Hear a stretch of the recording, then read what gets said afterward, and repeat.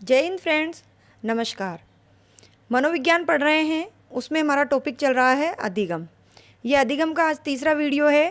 तो अधिगम में आज हम पढ़ेंगे अधिगम को प्रभावित करने वाले कारक। अधिगम जो बालक सीखता है उसको कौन कौन से कारक प्रभावित करते हैं, कौन से कारक सकारात्मक प्रभाव डालते हैं, कौन से नकारात्मक डालते हैं। तो दोनों ही तरह का प्रभाव अधिगम पर पड़ता है। जैसा वातावरण होगा बालक का अधिगम उतना ही होगा, वैसा ही होगा। तो हम देख लेते हैं कि कौन कौन से कारक है जो अधिगम को प्रभावित करते हैं। तो ये है पाठ्यक्रम की संरचना। सबसे पहला है पाठ्यक्रम की संरचना किस प्रकार की है।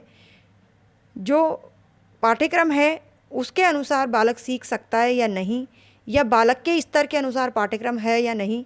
अगर उसके स्तर के अनुसार है तो वो अच्छे से सीख पाएगा, और बालक के स्तर से बहुत कठिन अगर पाठ्यक्रम है तो बालक सीख नहीं सकता। दूसरा है विषय वस्तु का स्वरूप। बालक को क्या सीखना है, क्या विषय वस्तु है, ये भी निर्भर करती है उसके सीखने पर। तीसरा है अध्यापक। देखो, बालक को जो सिखा रहा है वह अध्यापक बालक को किस प्रकार से सिखाता है, इस बात का अधिगम पर बहुत प्रभाव पड़ता है। बालक को अगर सरल भाषा में और प्यार से सिखाया जाए तो आसानी से सीख सकता है। वहीं अलग बालक को अगर धमकाया जाए, दंड दिया जाता है, तो बालक सीखने से ज़्यादा उसके विपरीत चलता है। सीखने के बजाय वो उस क्लास को छोड़कर भागना चाहता है। तो अध्यापक का बहुत अधिक प्रभाव पड़ता है। फिर है विद्यार्थी का संकल्प। जो सीखने वाला है अगर उसकी इच्छा शक्ति किसी भी चीज़ को सीखने के लिए दृढ़ है तो वो उसको सीख पाएगा। और अगर बालक का मन ही नहीं है कुछ सीखने का तो अध्यापक चाहे कितना ही कोशिश कर ले, बालक उससे दूर ही रहता है। तो विद्यार्थी अगर संकल्प कर ले कुछ करने का, कुछ सीखने का, तो वो निश्चित रूप से सीख पाता है, अधिगम कर पाता है। और प्रभाव पड़ता है शारीरिक एवं मानसिक स्वास्थ्य का भी। बालक सीखना चाहता है लेकिन उसकी शारीरिक एवं मानसिक जो स्तर है, उसका स्वास्थ्य है, अगर अच्छा नहीं है तब भी बालक का अधिगम प्रभावित होता है। फिर है परिपक्वता। परिपक्वता बालक किस स्तर का है। अगर बालक बहुत छोटा है और उसको चीज़ें सिखाई जाए बड़ी बड़ी यानी बड़े स्तर की, तो वो नहीं सीख पाएगा। तो परिपक्वता भी अधिगम को प्रभावित करती है। सीखने का समय और अवधि। सीखने का समय और अवधि भी अधिगम पर प्रभाव डालते हैं। यानी कितनी अवधि, एक लिमिट होती है। बच्चे को हम कुछ सिखा रहे हैं, आधे घंटे तक कुछ सिखा रहे हैं, वो आराम से सीखेगा, उसे पता है कि मुझे सीखना है, क्लास में बैठना है।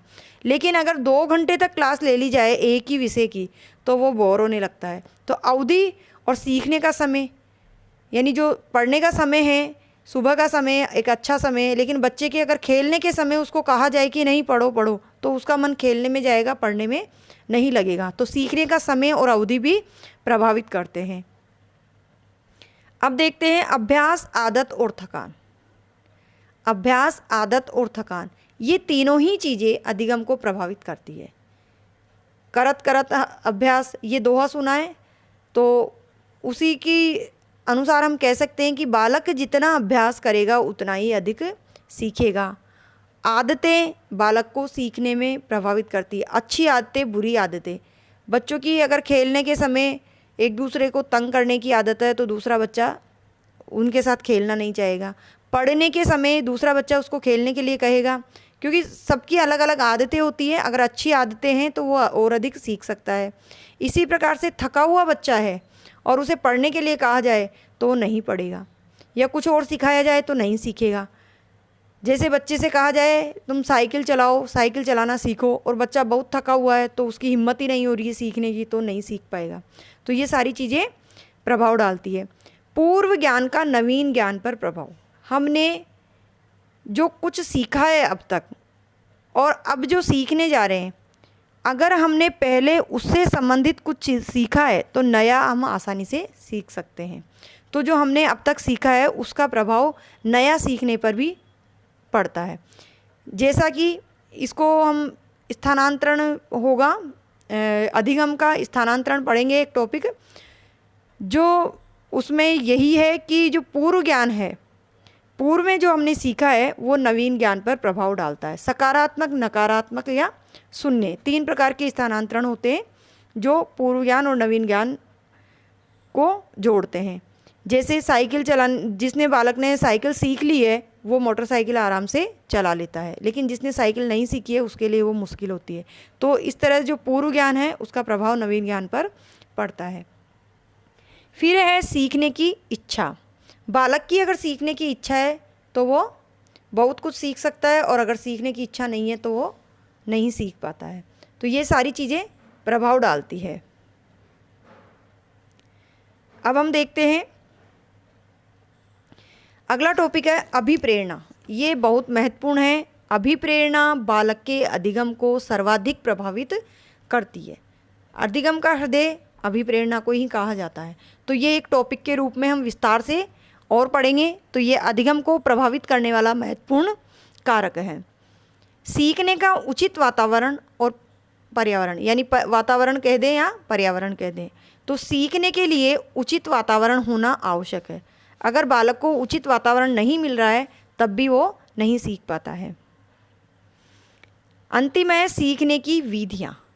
सीखने सिखाने की कुछ विधियाँ होती हैं कि किस प्रकार के बालक को, किस स्तर के बालक को, व्यक्तिगत भिन्नता भी होती है बालकों में, तो उनके अलग अलग भिन्नताओं वाले बालकों को अलग अलग विधियों से सिखाया जाए। तो सीखने की कुछ विधियाँ होती हैं, वह भी अधिगम को प्रभावित करती है।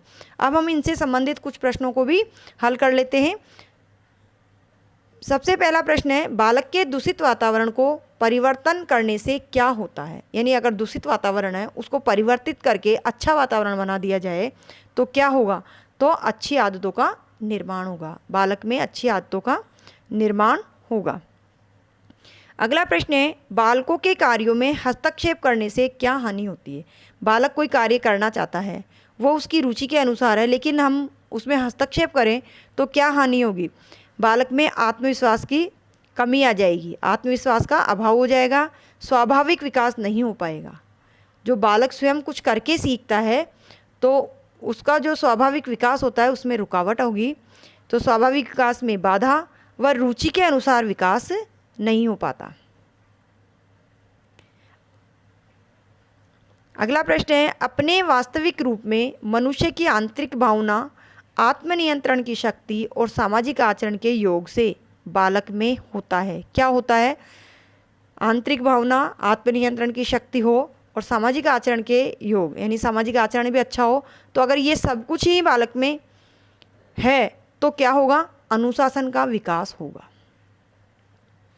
बालक को किस सामग्री के गलत प्रयोग पर डांटने से क्या परिणाम सामने आते हैं। किसी सामग्री के गलत प्रयोग से डांटने पर क्या परिणाम सामने आते हैं, उसकी स्वाभाविक क्रियाशीलता में रुकावट आ जाती है। जो पहला प्रश्न था ये उसी तरह का प्रश्न है।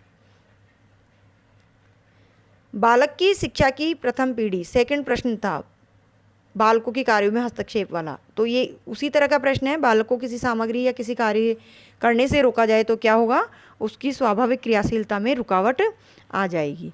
बालक की शिक्षा की प्रथम सीढ़ी है। बालक की शिक्षा की प्रथम सीढ़ी क्या है, पूर्व प्राथमिक शिक्षा। बच्चों का स्वभाव कैसा होता है, देखो किससे मिलता जुलता होता है। एक तो वातावरण का प्रभाव पड़ता है, दूसरा आनुवांशिकता का पड़ता है। तो माता और पिता दोनों के अनुकूल होगा। ऑप्शन में अगर केवल माता, केवल पिता, या दोनों, या कोई नहीं, इस तरह के 4 ऑप्शन आए तो हमें कौन सा टिक करना है, माता और पिता दोनों के अनुकूल। स्वतंत्रता का वास्तविक अर्थ क्या होता है। स्वतंत्रता का वास्तविक अर्थ होता है सामाजिक परिवेश में अपनी रुचि, रुझान और आवश्यकताओं के अनुकूल कार्य की छूट ही स्वतंत्रता है। स्वतंत्रता का वास्तविक अर्थ यही है। स्वतंत्रता का ये अर्थ नहीं है कि बच्चा जो करना चाहे वो करने दो। जो करना चाहे से अर्थ है कि अगर वो गलत कर रहा है तो उसको गलत नहीं करने देना है, उसको वह सब करने की स्वतंत्रता देनी है जिससे उसका विकास हो, जिससे वो कुछ सीखे। तो यह है छूट या स्वतंत्रता जिसका वास्तविक अर्थ है। शिक्षक बालक को उचित मार्गदर्शन किस प्रकार कर सकते हैं। तो शिक्षक मार्गदर्शन किस प्रकार से कर सकते हैं, व्यक्तिगत अवधान के द्वारा। बालक के विकास की गति में भिन्नता पाए जाने के कारण क्या क्या हो सकते हैं। बालक के विकास की गति में भिन्नता पाए जाने के कारण आनुवांशिकता, वातावरण की भिन्नता और उचित मार्गदर्शन का अभाव हो सकता है। अगर विकास की गति में भिन्नता है तो इन सब में भी भिन्नता होगी, इनमें अभाव मिलेगा। अध्ययन की आदत का विकास करने का एक उपाय बताइए। बालक अध्ययन करे और अध्ययन की उसमें आदत हो, इस प्रकार का उसमें विकास हो, तो क्या होना चाहिए? कक्षा के वातावरण को शांत बनाए रखना। एक उपाय पूछा है, और भी है, लेकिन यहाँ एक उपाय पूछा तो एक बताया है। बालकों में रुचि उत्पन्न करने के लिए क्या करना चाहिए?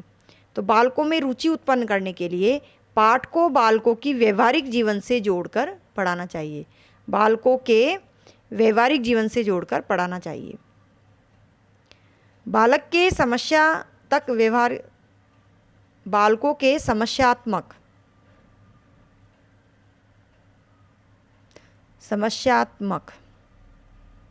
व्यवहार के क्या क्या कारण हो सकते हैं? निर्धनता, मनोरंजन की सुविधा और अत्यधिक लाड़ प्यार। देखो, बालकों में समस्या कब उत्पन्न हो सकती है? घर में अगर बहुत अधिक निर्धनता है तब भी बालक समस्याग्रस्त रहता है, क्योंकि वो जो चाहता है उसको नहीं मिलता है। मनोरंजन की अत्यधिक सुविधा होना या अत्यधिक अभाव होना मनोरंजन का, ये दोनों ही बालक में समस्या का कारण हो सकते हैं। और अत्यधिक लाड़ प्यार भी बालक को बिगाड़ देता है। लाड़ प्यार से ही रखना चाहिए बच्चों को, लेकिन जहाँ बच्चा गलत करे वहाँ उनको डांटना भी ज़रूरी हो जाता है। तो ये सब अगर नहीं हो सही स्तर तक तो बालकों में समस्या उत्पन्न हो जाती है। बालक के मानसिक स्वास्थ्य के विकास के लिए पाठ्यक्रम किस प्रकार का होना चाहिए? मानसिक स्वास्थ्य के विकास के लिए रुचि के अनुसार, क्षमता के अनुसार और सरल, सहज, समझ में आने वाला पाठ्यक्रम होना चाहिए। अंतर्मुखी बालक किस में रुचि प्रकट करते हैं? जो अंतर्मुखी बालक होते हैं, बहुत कम बोलते हैं, क्लास में चुप चुप बैठे रहते हैं, किसी से जल्दी घुलते मिलते नहीं है, किसी को जल्दी जवाब नहीं देते हैं, तो वो किस में रुचि प्रकट करते हैं? केवल स्वयं में रुचि प्रकट करते हैं। अनुशासन में रहना किस प्रकार की आदत है? पर की आदत, दूसरों के भी बारे में सोच के रहते हैं वो। प्रतिदिन कक्षा से भागने वाला बालक कहलाता है। प्रतिदिन जो कक्षा से भागता है वो बालक क्या कहलाता है? पिछड़ा बालक, क्योंकि वो डरता है पढ़ने से। कोई भी अरुचिकर कार्य को करने के लिए अध्यापक किस तरह के छात्रों को प्रेरित कर सकता है? अरुचिकर कार्य है और अध्यापक को उन्हें सिखाना है, तो जो अध्यापक है वो छात्रों को किस प्रकार से प्रेरित करेगा? समय समय पर प्रगति से अवगत कराएगा। यानी जो कार्य है उससे होने वाली प्रगति के बारे में बालकों को समझाएगा कि ये अरुचिकर लग रहा है, लेकिन इससे कितना विकास होगा, कितनी प्रगति होगी, इस बात को बताएगा। शिक्षक बालकों की पाठों में रुचि किस माध्यम से उत्पन्न कर सकता है? किस माध्यम से कर सकता है? संवेगों के माध्यम से। संवेग जैसे प्यार से समझाएगा, अगर बच्चे नहीं मानते हैं तो उन्हें किसी तरह का भय दिखाएगा, दंड देने के लिए कहेगा, नहीं मानने वाले को दंड भी देगा, तो इस प्रकार से संवेगों का प्रयोग करेगा। कक्षा वातावरण में सीखने का महत्वपूर्ण नियम है। कक्षा वातावरण में सीखने का सबसे महत्वपूर्ण नियम है हस्तलेखन।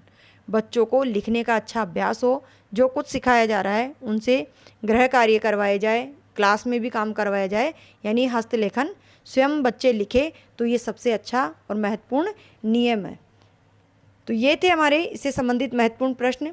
और भी इनमें से जो टॉपिक हैं उनको हम महत्वपूर्ण कारक है जिनको हम एक टॉपिक के रूप में पढ़ेंगे और उनसे संबंधित महत्वपूर्ण प्रश्नों को भी हल करेंगे। तो वीडियो को देखते रहिए। इससे पहले वीडियो अगर नहीं देखे हैं तो अतिशय अकेडमी पे सर्च करके उन सभी वीडियो को आप देख सकते हैं। हिंदी व्याकरण और मनोविज्ञान के वीडियो चल रहे हैं, साथ ही हम जो सामाजिक अध्ययन है, रीट में पूरा सामाजिक अध्ययन का कोर्स आता है, उसके भी हम कुछ वीडियोस तो बने हुए हैं और कुछ और हम शुरू करने वाले हैं।